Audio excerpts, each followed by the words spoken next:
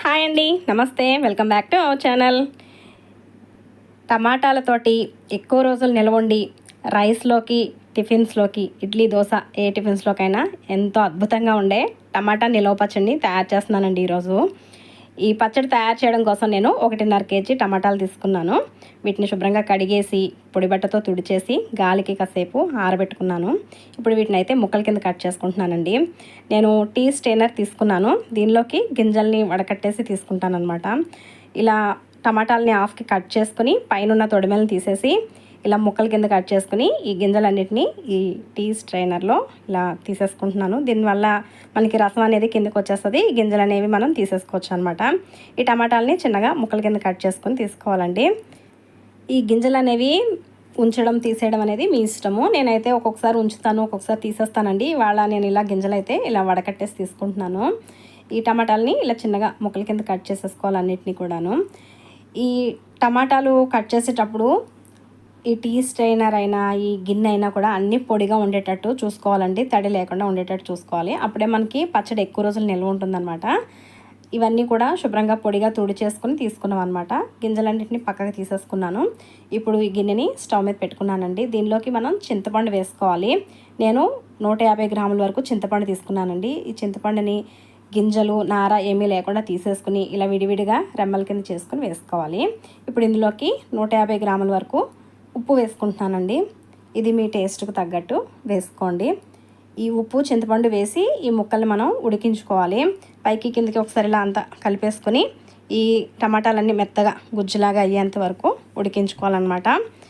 ఈ గింజల్ని తీసేసుకోవడం వల్ల ఒక్కొక్కసారి కిడ్నీలో స్టోన్స్ పెరుగుతాయి అని విన్నానండి. అందుకని ఎప్పుడైనా ఒక్కొక్కసారి ఎక్కువగా చేసేటప్పుడు అయితే గింజలు తీసేసుకుంటాను. లేదు అంటే కనుక ఒక్కొక్కసారి కొంచెం చేసుకునేటప్పుడు గింజలు ఉంచేస్తూ ఉంటాను. అది మీ ఇష్టాన్ని బట్టి చేసుకోండి. చూడండి, టమాటాలు ఇలా మెత్తగా చక్కగా గుజ్జులా ఉడికిపోయినాయి. ఈ రసం అంతా కూడా దగ్గరికి అయింది కదా. ఇలా ఉడికించుకొని దీన్ని స్టవ్ ఆపేసి పూర్తిగా చల్లారిపోనివ్వండి, పక్కన పెట్టేసుకుని. ఇప్పుడు స్టవ్ మీద ఇంకొక ప్యాన్ పెట్టుకున్నాను. దీనిలోకి ఒక 2 టేబుల్ స్పూన్ల వరకు మెంతులు వేసి వేయించుకుంటున్నానండి. మెంతులు, ఆవాలు పొడి చేసుకోవాలి.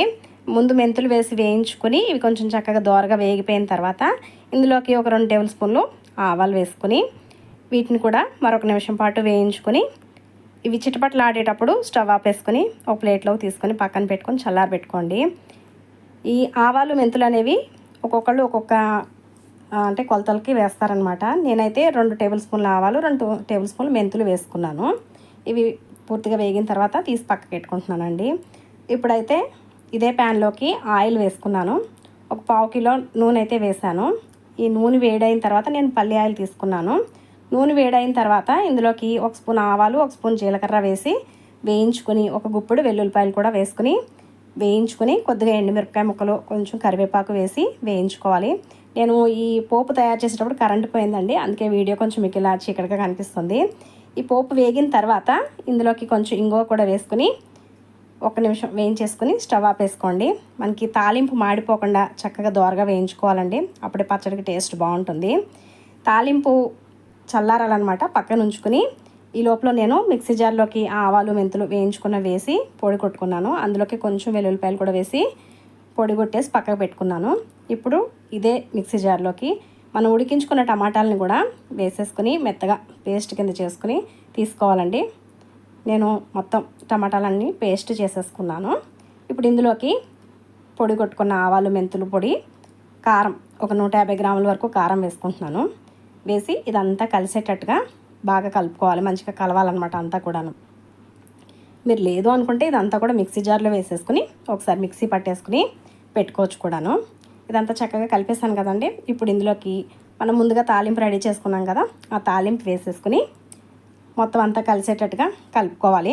ఒకవేళ ఆయిల్ తక్కువ అనిపిస్తే కనుక మీరు మళ్ళీ కొంచెం ఆయిల్ వేడి చేసుకుని అది చల్లారిన తర్వాత వేసి కలుపుకోవచ్చు. నేను వేసుకున్న ఆయిల్ అయితే కరెక్ట్గా పచ్చడికి సరిపోయిందండి. ఈ పచ్చడి మనకి తడి తగలకుండా ఉంచుకుంటే 3 నెలల పాటు నిల్వ ఉంటుంది. చక్కగా టిఫిన్స్లోకి, వేడివేడి అన్నంలోకి చాలా అంటే చాలా బాగుంటుందన్నమాట ఈ పచ్చడి. ఇంతేనండి. ఇది ఒక డబ్బాలో స్టోర్ చేసుకుంటే 3 నెలల పాటు నిల్వ ఉంటుంది. వీడియో నచ్చితే లైక్ చేసి నా ఛానల్ని సబ్స్క్రైబ్ చేసుకోండి.